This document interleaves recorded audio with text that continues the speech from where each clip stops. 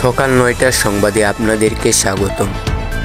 আজকের সংবাদ, ঠাকুরগাঁওয়ের আবাসিক হোটেলটিতে উঠেছিল ৩ ছাত্রী ৩ মাদ্রাসার।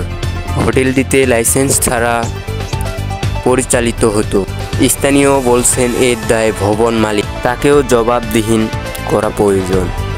ধন্যবাদ। আমার এই আইডির পাশে সবসময় থাকবেন, ফলো দিয়ে পাশে থাকবেন, আর সবসময় আপডেট নিউজ শুনতে এই আইডি সাবস্ক্রাইব করে পাশে থাকবেন। ধন্যবাদ।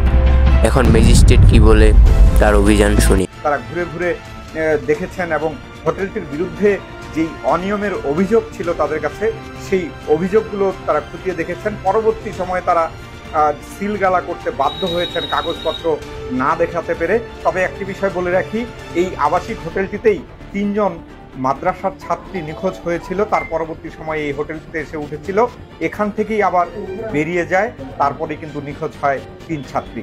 আমরা শুনবো নির্বাহী ম্যাজিস্ট্রেট কি বলছেন।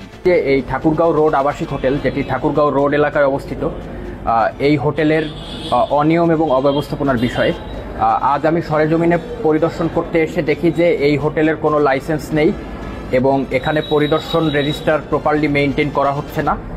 এ ধরনের বেশ কিছু অনিয়মের সরাসরি প্রমাণ পাওয়া গিয়েছে। তাই এজন্য হোটেল ও রেস্তোরাঁ আইন অনুযায়ী আমি প্রতিষ্ঠানটিকে সিলগালা করেছি এবং ৫০,০০০ টাকা অর্থদণ্ড দিয়েছি।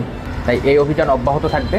তাই যদি কেউ লাইসেন্সবিহীন ব্যবসা বা হোটেল পরিচালনা করে থাকেন, তাহলে অনতিবিলম্বে তাদেরকে লাইসেন্সের আওতায় আসতে হবে, অন্যথায় তাদের হোটেল সিলগালা করে দেওয়া হবে এবং বিধি মোতাবেক তাদের বিরুদ্ধে ব্যবস্থা নেওয়া হবে।